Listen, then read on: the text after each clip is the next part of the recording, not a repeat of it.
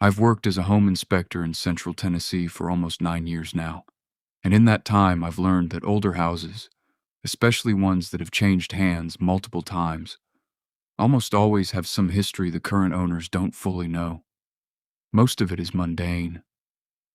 A water heater nobody mentioned replacing, knob and tube wiring still buried in a wall somewhere it shouldn't be, a foundation crack that's been patched and repatched by 3 different owners who each thought they'd solved the problem. You learn to expect surprises. You don't usually expect the kind I've found that fall. I was hired to inspect a farmhouse outside a small town about 40 minutes from Nashville, a property that had been sitting on the market for almost a year, despite a reasonable price and a decent amount of land attached to it. The buyers, a young couple relocating from Atlanta, had mentioned during our initial call that the listing agent seemed strangely eager to push the sale through quickly, offering concessions that weren't typical for a property in that price range. I didn't think much of it at the time. Agents push deals for all kinds of reasons that have nothing to do with the house itself. The property had been built sometime in the early 1900s, expanded twice over the decades, with a detached barn and a crawl space foundation under the main structure rather than a full basement, which is typical for older homes in that part of the state. Crawl space inspections are usually the least pleasant part of the job. Low clearance, dust, sometimes standing water depending on drainage, and always the possibility of finding something living down there that you'd rather not disturb. I arrived early on a Tuesday morning, before the couple was scheduled to meet me for the walkthrough, since I preferred doing the more physically demanding parts of an inspection without an audience standing around asking questions while I'm trying to concentrate. The exterior access point for the crawl space was a small hinged door set into the foundation on the side of the house facing away from the driveway, mostly hidden behind an overgrown hedge that the current owners clearly hadn't bothered maintaining in some time. I cleared away enough of the hedge to access the door, which was secured with a simple slide bolt rather than a lock, standard for this type of access point. The bolt was stiff with rust, and it took some effort to work it loose. When I finally got the door open, I noticed something that struck me as odd before I'd even gotten my flashlight out. The inside of the door, the side facing into the crawl space rather than out toward the yard, had several deep scratch marks running vertically across the wood, deep enough that they'd gouged through the paint down to bare wood in places. My first assumption was animal activity. Raccoons, opossums, even larger animals occasionally find their way into crawl spaces and scratch at doors, trying to get back out once they realize they're enclosed. I've seen this plenty of times in my career. Claw marks from animals desperate to escape a space they'd wandered into. But something about the spacing and the pattern didn't sit right with that explanation once I looked closer. The marks were too evenly spaced, too deliberate, more like something dragged with consistent pressure rather than the frantic, irregular scratching you'd expect from a panicked animal trying every possible angle to get free. I went in anyway, since that's the job, crawling along on a foam pad with my flashlight, checking the support beams, the insulation, the plumbing runs that snaked along beneath the kitchen and bathroom. About 15 feet in, my flashlight caught something pushed into a corner near one of the support piers. A child's shoe, small, worn, caked in the same dust that covered everything else down there. Just one. No matching pair anywhere nearby that I could find despite checking the surrounding area as thoroughly as the cramped space allowed. I photographed it for my report, mostly out of habit, the kind of thing you document because it's unusual, even if it ultimately means nothing for the structural assessment I was actually there to provide. I finished the inspection without finding anything else unusual. Structurally, the house was in decent shape for its age. A few issues with moisture control that I flagged for the buyers, but nothing that would have explained why it sat unsold for so long at that price point. When the couple arrived a few hours later for the walkthrough, I mentioned the shoe almost in passing, expecting them to have some simple explanation. Maybe a detail from the disclosure paperwork about a previous family with young children. They looked at each other in a way that told me they didn't have an explanation either, and the wife asked, carefully, whether I'd noticed anything else unusual about the crawl space. I told her about the scratch marks on the door. She went quiet for a moment, then admitted that the listing agent had mentioned, reluctantly and only after she'd pressed him directly, that the house had a difficult history involving the family that lived there decades earlier, something about a child who'd gone missing from the property and was never found, despite an extensive search at the time that covered the surrounding farmland and wooded areas for miles. She said the agent had been vague about the details, the way people are vague about things they'd rather not have to explain fully to a potential buyer. But he'd confirmed that the case had never been resolved. No body ever recovered, no clear answer about what happened. I don't know if the shoe I found had anything to do with that case. Logically, it probably didn't. Children lose shoes in strange places all the time, and a farmhouse with this much history has had a lot of children pass through it over a century. But I keep thinking about those scratch marks on the inside of that crawl space door, deep and deliberate, on a door that was bolted shut from the outside. The couple ultimately didn't buy the house. I don't know if my report had anything to do with that decision, or if it was simply the financing falling through, which happens often enough in this business that I never followed up to ask. I still think about that shoe sometimes, sitting alone in the dark near a support pier, waiting for an explanation that probably isn't coming. I drove a school bus route in rural Indiana for about 4 years before switching careers entirely. It's not a job most people think much about, the kind of work that happens quietly in the background of a community, picking up kids before sunrise and dropping them off after the buses have made their rounds. My route covered a stretch of county roads, connecting a few small towns, mostly farmland in between. Long, empty stretches where you could drive for several minutes without seeing another vehicle, just fields on either side, and the occasional grain silo breaking up the horizon. I want to be up front that I'm not someone who scares easily.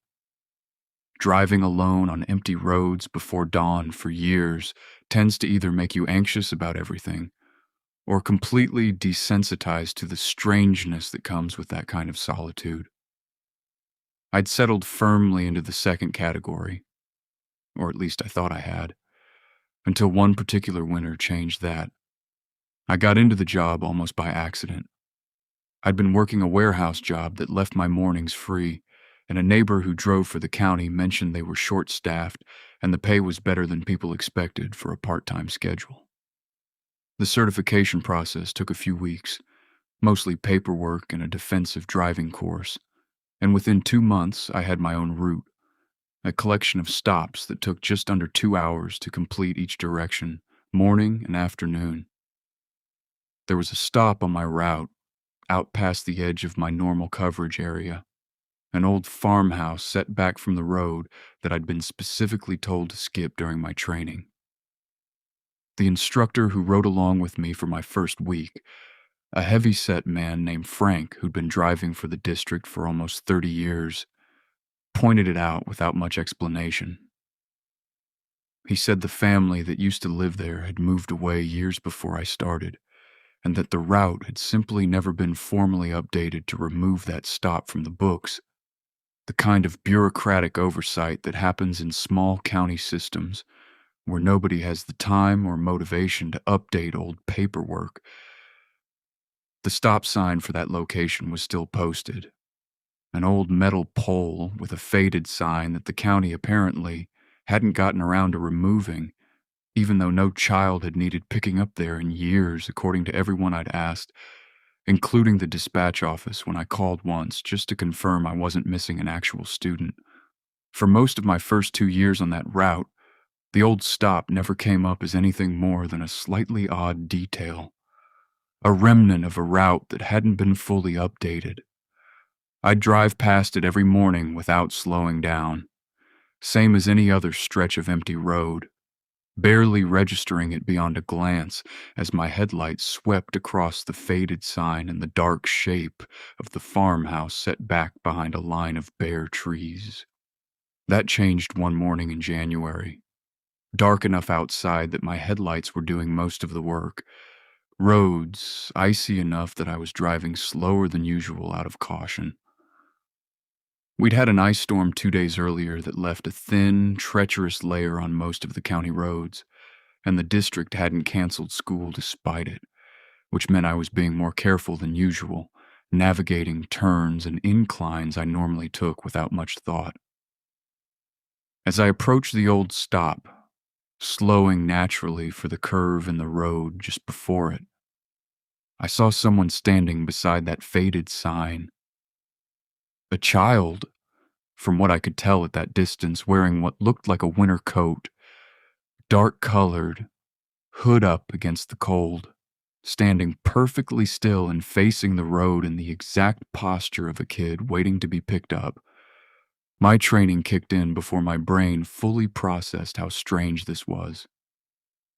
Years of muscle memory built around stopping for any visible child near a marked stop took over immediately, and I started slowing the bus, my hand already moving toward the lever that opens the door, before some delayed part of my thinking caught up and reminded me that this stop had been decommissioned for years, that there shouldn't be any child there, that none of my actual route paperwork listed a pickup at that location, and that dispatch had confirmed this directly when I'd asked. I slowed anyway, easing the bus toward the shoulder, my headlights sweeping across the area as I turned into the approach. By the time the beam passed directly over the spot where I'd seen the figure, there was nothing there. Just the old sign, leaning slightly from years of weather, the empty roadside, snow undisturbed except for my own tire tracks and the faint impression of the sign's shadow. I sat there for a moment with the bus idling, the heater running loud enough to be the only sound inside, scanning the area through my mirrors and side windows before continuing the route, my hands not quite steady on the wheel for the next several stops. I remember being grateful that none of my actual students were boarding yet that early in the route, since I'm not sure how convincingly I could have hidden how rattled I felt. I told myself it had been a trick of light and shadow, headlights playing across an old fence post or a mailbox at an angle that briefly resembled a standing figure. Roads at that hour can produce all kinds of optical illusions when you're tired and the light is uneven, especially with fresh ice reflecting beams in strange directions. I'd heard other drivers on the route describe similar momentary illusions before, deer that turned out to be shadows, shapes that resolved into nothing once you got closer. I filed it under that category and didn't mention it to anyone. It happened again about 3 weeks later. Same time, same general conditions. Dark and cold with light snow falling steadily enough to blur the edges of my headlight beams. Same small figure standing beside that same faded sign, same stillness that didn't match how a child waiting for a bus actually behaves. Real kids waiting at a stop shift their weight, stomp their feet against the cold, look down the road in the direction the bus is supposed to come from, their breath visible in puffs and cold air. This figure didn't move at all. No visible breath. No reaction to my approaching headlights the way an actual child would react, flinching slightly from the brightness or stepping back from the road's edge. This time I didn't slow down. I kept driving, watching it recede in my side mirror, telling myself firmly that I would not be turning that into a pattern of stopping for something that logically could not be there. My hands were tight on the wheel for the rest of that route, and I found myself checking my mirrors more than usual for the next several stops, half expecting to see something following along the tree line. I mentioned it eventually to another driver on my route, an older woman named Diane, who'd been driving buses in that county for almost 20 years, and who I'd gotten to know a little through occasional overlapping shifts at the depot. She didn't seem surprised when I described it, which unsettled me more than if she'd laughed it off. She got quiet for a moment, the kind of quiet that told me she was deciding how much to actually tell me, before saying that a child had died near that exact spot decades earlier, hit by a car while waiting for the school bus before the stop had eventually been moved to a safer location further down the road, away from the blind curve that approach had originally required drivers to navigate. She said other drivers over the years had reported similar sightings near that same sign. Always early morning, always in winter conditions similar to what I'd experienced. Snow or ice on the ground, low visibility. The kind of mornings that apparently made the sighting more likely for reasons nobody had ever been able to explain. She said she herself had seen it once, years before I started, and had requested a route change shortly after, the same as I was already starting to consider. What she told me next was the part that stayed with me longest. She said one of the older drivers who'd since retired had actually stopped for the figure once, decades ago, genuinely believing it was a real child needing a ride, and had opened the bus door before realizing there was no one actually there to step inside. She said that driver retired not long after that incident and never discussed it in detail with anyone, not even when directly asked by newer hires curious about the stories. I requested a route change not long after my conversation with Diane, citing a preference for a different schedule, which wasn't entirely a lie since the new route did have slightly better hours for reasons unrelated to any of this. The transfer went through within a couple of weeks, faster than I expected, and I never drove past that stop again after my request was approved. I still don't have an explanation for what I saw, twice, under conditions clear enough and close enough that I don't think exhaustion alone accounts for it. I've gone back over those mornings in my memory more times than I'd like to admit, trying to find some detail that would let me dismiss it as an ordinary trick of light, and I've never quite managed to convince myself completely. I think about that faded sign sometimes, still standing on a road I no longer drive, marking a stop nobody's supposed to need anymore. I think about Diane's quiet certainty when she told me the story, the way she didn't ask if I believed her, just told me what she knew and let me decide what to do with it. And I think about that retired driver who apparently opened his doors once for someone who was never really there and who never spoke about it again. I don't drive that route anymore, and I've never gone back to check whether the sign is still standing or whether the county ever finally got around to taking it down. Some part of me would rather not know either way. I kept a boat at a marina on a lake in the Ozarks for several years, mostly for weekend fishing trips that gave me an excuse to get away from work for a day or two at a time. The marina itself was a modest operation. A handful of docks, a small office that closed early most evenings, and a gate that was supposed to be locked after hours, but rarely actually was, since most of the regular boat owners had been given the code years earlier, and nobody had bothered changing it. I usually arrived Friday evening after work and stayed through Saturday, sleeping on the boat itself rather than bothering with a hotel, which saved money and let me get on the water early without dealing with a commute first. Most weekends were uneventful, the kind of quiet you go looking for specifically when you decide to spend a night on a boat instead of in an actual bed. One particular weekend in late summer, I arrived later than usual, close to 10 at night, after a work obligation ran longer than expected. The marina was empty by the time I pulled in, all the other regular boat owners apparently having already settled in for the night, or not having come out that weekend at all. I tied up at my usual slip and spent a while just sitting on the deck with a drink, enjoying the kind of silence that only exists on a lake at night, broken occasionally by something moving in the water, or an owl somewhere in the trees along the shore. Around midnight, I noticed a light moving along the far dock, the one reserved for larger boats that I rarely had reason to walk past. It moved slowly, low to the ground, the kind of light you'd get from someone carrying a lantern or a dim flashlight rather than a phone or a proper headlamp.